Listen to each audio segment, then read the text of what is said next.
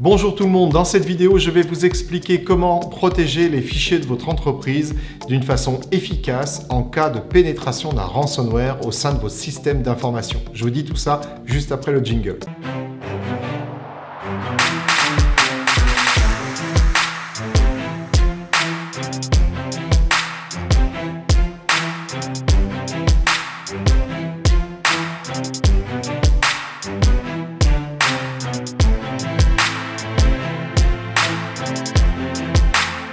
Alors nous réalisons cette vidéo car comme je vous l'ai dit au début, nous avons la réponse ultime par rapport au risque du ransomware, que ce soit au moment où il crypte vos données ou au moment où il essaye de vous faire chanter, mais aussi parce que le gouvernement a fait paraître ce petit manuel qui nous dit quoi? Qui nous dit la cybersécurité pour les TPE, PME en 12 questions.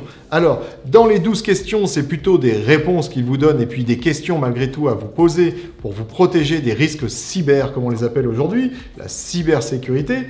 Et puis justement, au sein de ce document, il est évoqué un point, c'est le chiffrement de vos données pour protéger vos données. Mais avant de vous donner tout simplement plus d'explications sur ce point, je vais d'abord vous passer en revue deux cas d'école vraiment qui sont pour nous assez incroyables, je dois vous le dire. Et je pense que ça leur est arrivé tout simplement parce qu'ils ne nous connaissaient pas. S'ils avaient connu et Carpe Diem et notre solution, ça ne pouvait pas leur arriver. Bon, plus sérieusement, la première société, c'est en fait une compagnie qui est la compagnie Air India. Je vais me pousser un petit peu pour que vous ayez la place de voir le petit article de presse que je vous mets juste à côté. Alors, Air India, figurez-vous que, au 24 février 2021, ils ont eu une attaque informatique. Une attaque informatique. Et puis, ils se sont manifestement sortis, ils ont dû récupérer les données, peut-être qu'elles ont été cryptées, peut-être que non. L'article là, en l'occurrence, ne nous le dit pas. Mais toujours est-il qu'ils ont eu une cyberattaque qui est rentrée au sein de leur informatique. Et puis, quelques mois plus tard, c'est-à-dire tout simplement le 15 mai, alors c'est peut-être un tout petit peu avant le 15 mai, un communiqué de presse apparaît d'Air India, indiquant qu'ils se sont fait voler 4,5 millions de données appartenant à leurs passagers. C'est-à-dire qu'il y a eu 4,5 millions de données qui, pour être plus précis, ont été divulguées. Alors, ça veut dire que tout simplement, Air India a un système informatique qui n'est pas défendu au mieux, car quand même, je vous le rappelle, il y a des techniques aujourd'hui pour se protéger des ransomware. Alors, et justement, la motivation de cette vidéo, c'est de vous dire que, quand bien même il y a des techniques pour se protéger des ransomware, il faut quand même prévoir les cas où il arriverait à passer. Voilà. Mais ça, je vous en parle juste après. Ça veut dire donc déjà que leur système d'information, il n'est pas très bien défendu. Deux, ça veut dire qu'ils se sont fait un petit peu leurrer, car depuis le 24 février où ils ont eu cette attaque, ils pensaient être tranquilles, puis finalement non.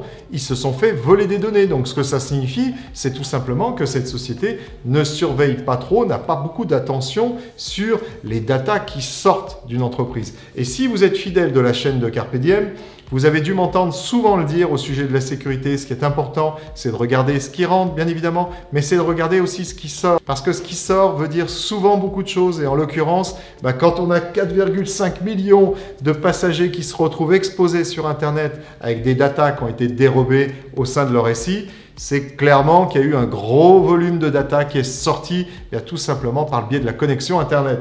Donc là, déjà, ça veut dire tout simplement qu'ils ne surveillent pas ce point-là non plus. Et puis, ce que cela veut dire aussi, c'est qu'ils n'ont pas de solution pour protéger leurs données en interne. Donc ça pose quand même encore un troisième problème.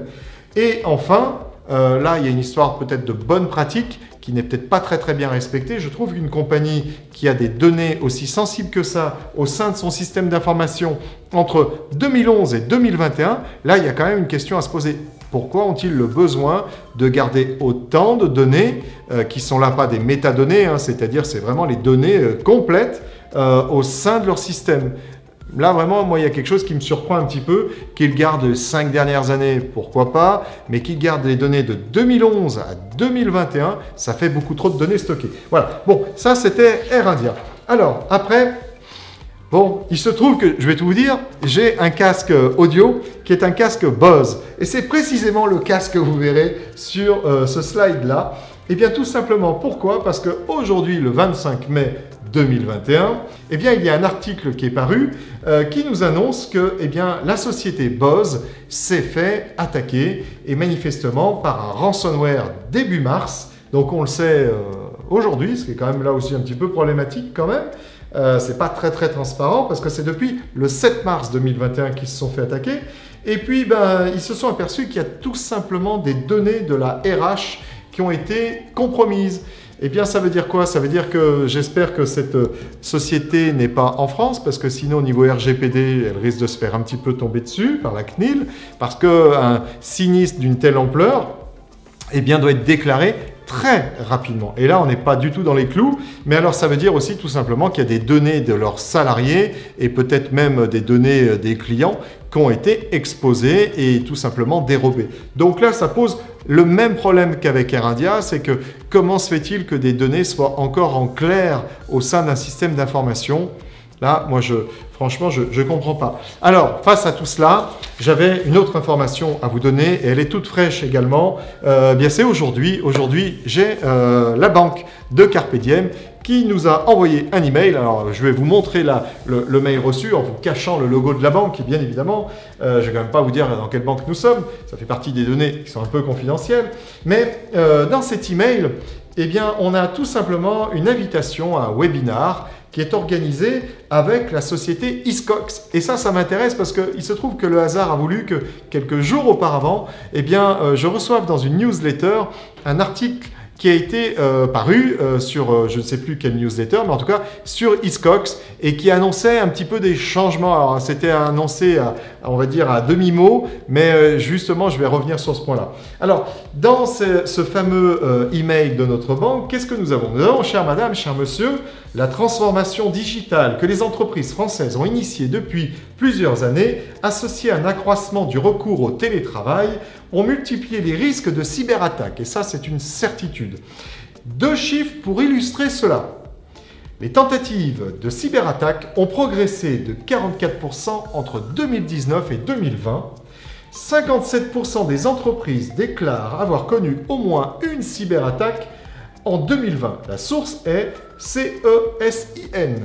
Eh bien, face à cela, donc à cette tendance, il nous convie à un webinar pour bien tout simplement nous expliquer un petit peu quels sont les risques et comment se protéger de ces risques avec leur partenaire Hiscox. Hiscox, pourquoi? Parce que Hiscox est un assureur qui propose aux entreprises des contrats de RCP, de responsabilité civile professionnelle.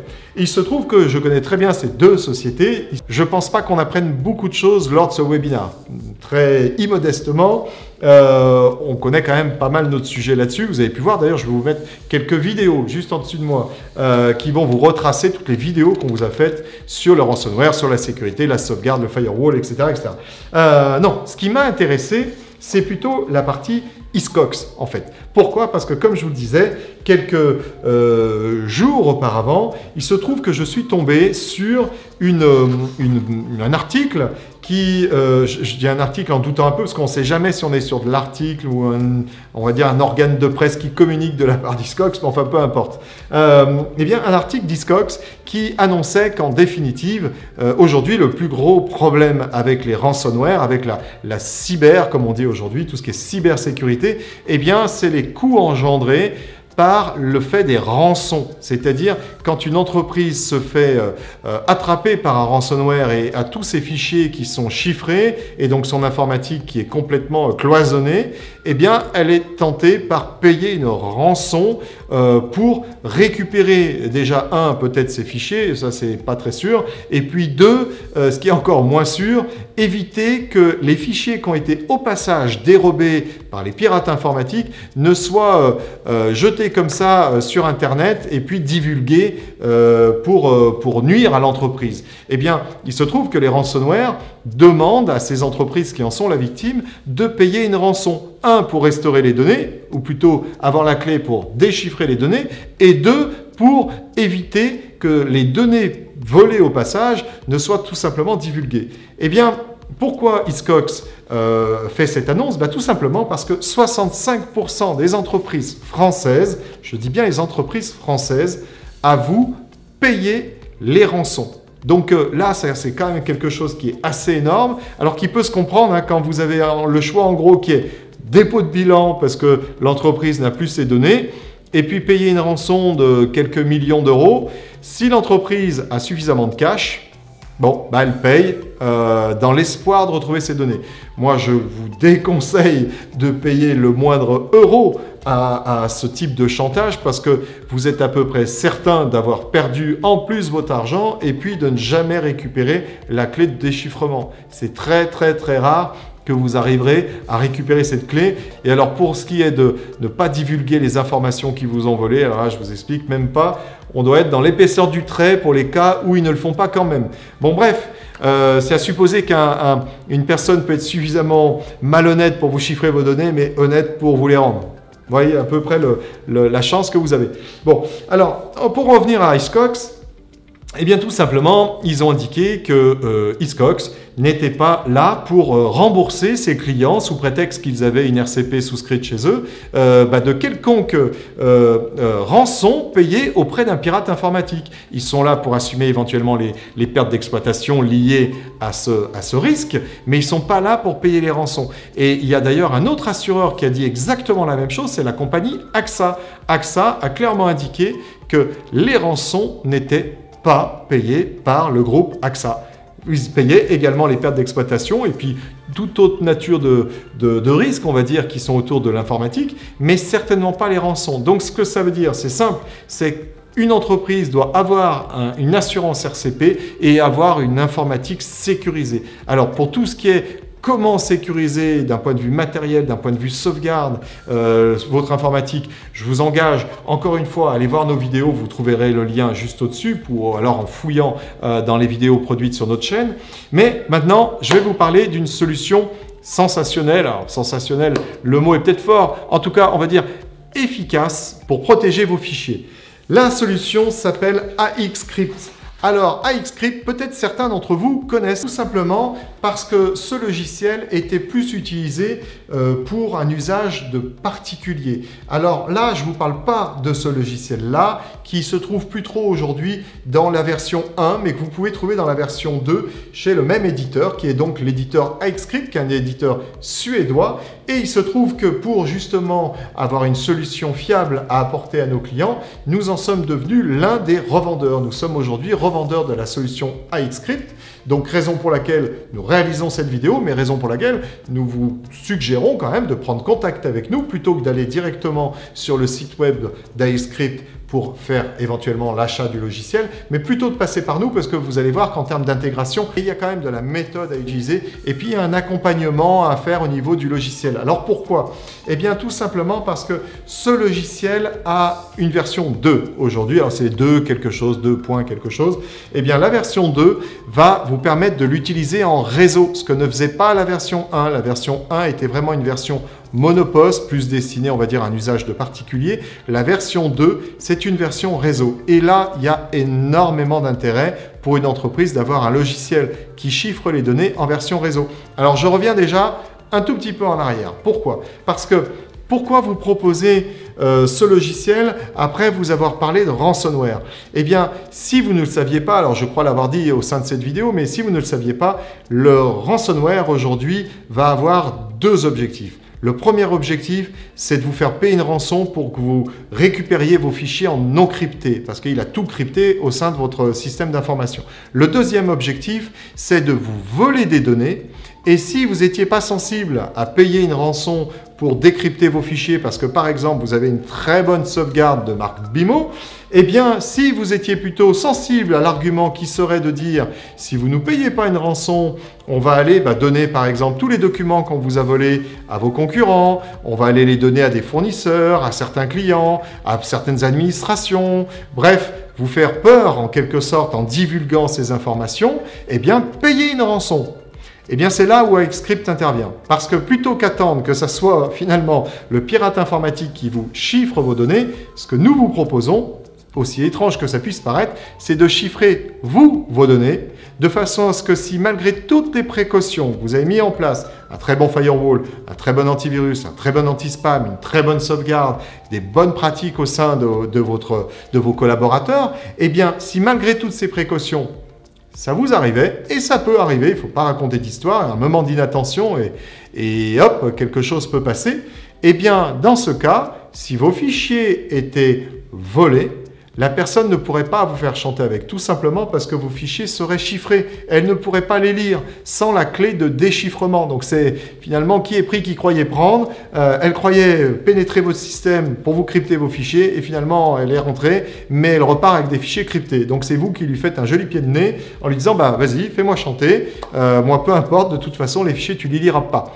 Alors, AXscript va justement vous apporter cette solution-là qui nous paraît vraiment là, une solution très très efficace parce qu'on a mis en place chez vous tout ce qu'il faut, certes, mais là en plus on va vous permettre de parer ce qui ne devait soi-disant jamais arriver, c'est-à-dire que vous fassiez crypter vos données. Alors maintenant, on va rentrer un petit peu plus dans le détail de comment ça fonctionne et tout d'abord, je tiens à vous dire qu'on va vous faire une vidéo qui va sans doute suivre celle-ci vraiment de démonstration du logiciel. Donc là, je vous fais la présentation du logiciel d'une façon, on va dire, théorique et dans la prochaine vidéo, je vous ferai une vidéo où là, on va vraiment vous montrer le logiciel en action. Ça sera donc la représentation de tout ce que je vais vous dire maintenant. Alors, là, déjà, ce que je vous ai dit, c'est que ce logiciel est en version réseau. Alors pourquoi? Parce que chiffrer des données, c'est bien, mais si vous êtes 4, 5, 10, 20, 30 à accéder à ces mêmes données, comment vous allez faire? Vous n'allez pas vous partager la clé de chiffrement entre chaque utilisateur, ça serait ingérable. Là, pas du tout, c'est tout de suite pensé au sein du logiciel. En fait, on va avoir une sorte de clé maître qui va vous permettre de chiffrer ces données. Et vous allez chiffrer des données au sein d'un répertoire qui sera partagé avec un ensemble d'utilisateurs. En gros, ça reprend finalement un répertoire partagé au sein de votre récit. Il est partagé uniquement pour certains utilisateurs, certains groupes d'utilisateurs, même si les choses sont bien faites. Eh bien, on va s'appuyer exactement sur le même raisonnement. On va appliquer un chiffrement sur un dossier qui sera donc ouvert au niveau AXscript à tout un tas d'utilisateurs faisant partie du groupe devant accéder à ce dossier. Et donc pour eux, ça sera complètement transparent. Ils auront chacun une licence, ce qui leur permettra de double-cliquer sur le fichier crypté. Il va s'ouvrir naturellement. Alors, pour vous dire les choses complètement, lors de la première ouverture, il faudra qu'ils saisissent leur mot de passe au sein d'AXscript, pour une raison très simple, c'est que si quelqu'un avait dérobé le mot de passe, on va dire, de la session utilisateur, il lui faudrait également le mot de passe pour aller dans AXscript pour ouvrir les fichiers. Ça sera difficile pour lui d'avoir les deux. Avec le mot de passe demandé à l'ouverture du premier fichier, on règle le problème. Donc, le premier fichier, vous l'ouvrez, AXscript vous demande le mot de passe, vous mettez le mot de passe, et après, tout est transparent. C'est-à-dire que vous allez travailler dans votre document Word, PowerPoint, Excel, je ne sais quoi. Et puis, dès que vous avez terminé, vous le fermez, il s'enregistre comme à l'habitude, sauf que là, il se rechiffre. Il est à nouveau chiffré. Et donc, si quelqu'un rentrait dans votre système d'information, que ce soit un ransomware ou d'ailleurs quelqu'un qui n'est pas vraiment les droits, mais qui arrive dans le dossier dans lequel vous avez mis vos données, ça peut arriver si les droits d'accès dans un partage étaient mal faits, là, il arriverait à des données complètement chiffrées, donc il ne pourrait pas lire. Le chiffrement d'ailleurs, je vous le dis, c'est en AES 256, donc c'est suffisamment costaud pour que ça prenne des années et des années à quelqu'un qui est bien informatisé pour arriver à vous déchiffrer vos données. Donc inutile de vous dire qu'en gros, il passera au client suivant. Donc là, c'est la première chose, c'est que déjà au niveau de votre réseau, ça va être quelque chose de super simple parce que tout simplement, on ne vous demandera jamais de vous authentifier à chaque fichier, on ne demandera jamais la clé de chiffrement. À la limite, il y aura peut-être qu'une personne qui connaîtra la clé de chiffrement. Toutes les autres auront juste eu le droit parce qu'elles auront été invitées au sein d'AXscript à rentrer dans le chiffrement de ce dossier. Alors ça, c'était déjà un point intéressant et important, c'est que ça ne va pas vous compliquer la tâche au quotidien d'utiliser le logiciel AXscript. Mais c'est pas tout, vous allez pouvoir envoyer vos emails en mode chiffré. C'est-à-dire que pour cela, toujours dans le logiciel AXscript, vous allez y mettre l'adresse email d'un de vos correspondants qui va recevoir à partir de ce moment-là un code pour aller déchiffrer justement la donnée que vous voulez partager avec lui. Avec ce code, il pourra alors se rendre sur le lien qui partage la donnée, mettre le code et ouvrir la donnée. Alors ça vous permet quoi? Ça permet tout simplement qu'un de vos correspondants n'ait pas un fichier dans sa boîte mail qui soit en clair et qui tombe sur un jour n'importe qui. C'est-à-dire que si ce correspondant se faisait pirater sa boîte mail, eh bien il aurait votre mail à l'intérieur avec la pièce jointe qui serait en clair. iXscript vous offre une excellente réponse à ce niveau-là également, c'est-à-dire que vous envoyez des fichiers chiffrés, mais la personne qui n'aurait pas le mot de passe, qui n'est pas la clé de chiffrement, qui est juste un mot de passe, ne pourrait pas déchiffrer cette data. Donc ça, c'est un deuxième point ou un troisième point qui est intéressant. Encore un autre point intéressant, c'est que vous allez pouvoir vous servir de votre smartphone pour déchiffrer ces données. C'est-à-dire que si vous êtes comme la plupart des gens aujourd'hui avec des univers de stockage qui peuvent être soit en local, soit en mode cloud, soit un peu des deux, eh bien, vous pourriez, avec l'apps d'iXscript sur votre smartphone, que ce soit du Mac ou de l'Android, eh bien tout simplement déchiffrer vos données. Donc ça, c'est encore un point qui est très intéressant parce que quel que soit votre univers de travail, vous allez pouvoir continuer de travailler comme vous travailliez avant, sauf que là, vous êtes totalement sécure. Et puis enfin, il peut arriver dans une entreprise qu'un salarié quitte l'entreprise.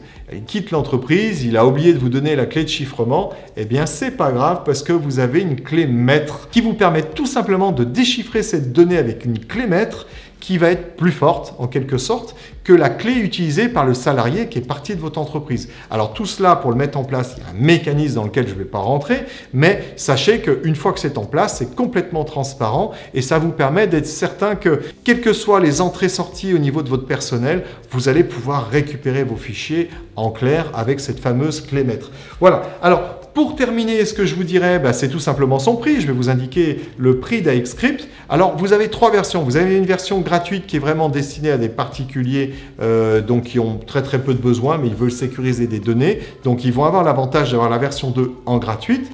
Vous avez une version premium, si ma mémoire est bonne, qui va... Alors d'ailleurs, je vais me décaler un petit peu. Je vous mettrai le slide juste à ma gauche.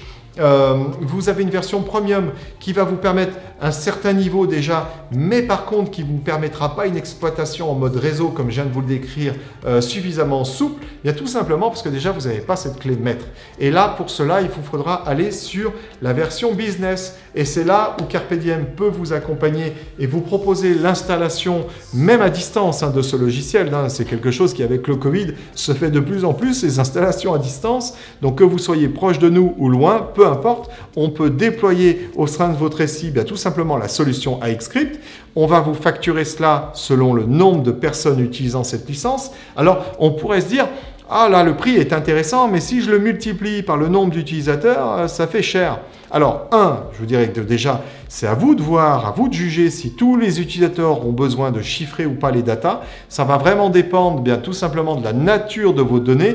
Moi, je vous dirais que il me semble que oui, il me semble que tous les utilisateurs, quelles que soient les données avec lesquelles vous travaillez, devraient chiffrer ces données. Parce que en cas de vol de données, c'est là où on se dit « Ah mince, là lui finalement il travaille avec des données sensibles, etc. » Donc moi je pense qu'il vaut mieux se dire « C'est pour tout le monde ». Après, bon, ça représente un coût, c'est certain, parce que la licence doit être aux alentours de 90 € quand on vous la vend annuellement, c'est-à-dire si vous payez en une seule facture et pas mensuellement, et c'est souvent comme ça que nos clients, les premiers clients chez qui nous avons déployé la solution, tout simplement nous règlent.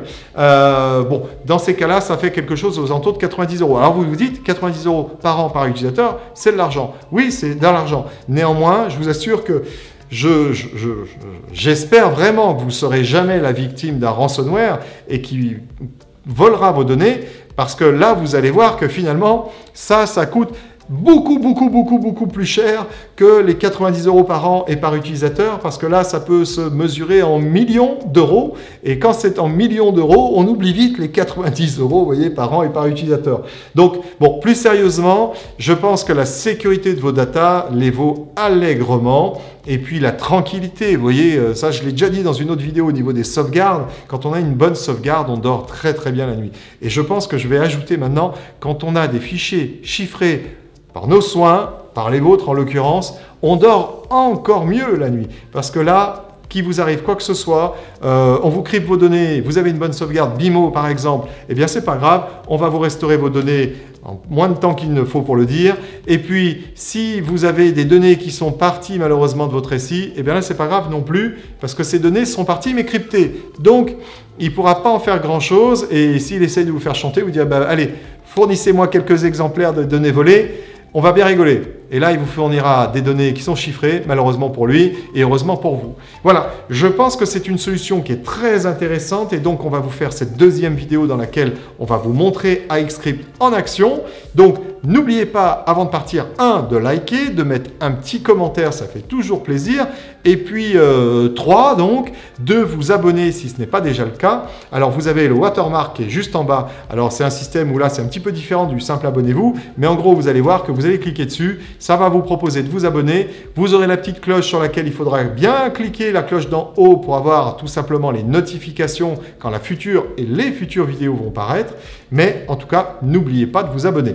Voilà, c'est tout pour cette vidéo. J'espère que ça va vous intéresser. Moi, je pense que c'est très utile pour votre société et pour la protection de vos données. Donc, n'hésitez pas à revenir nous voir la semaine prochaine, sans doute, parce qu'on va vous faire cette vidéo très rapidement. En attendant, je vous remercie d'avoir suivi celle-ci. Je vous souhaite un bon week-end, une bonne semaine. Je ne sais pas, ça dépendra quand vous regarderez cette vidéo. Quoi qu'il en soit, prenez soin de vous et à très bientôt.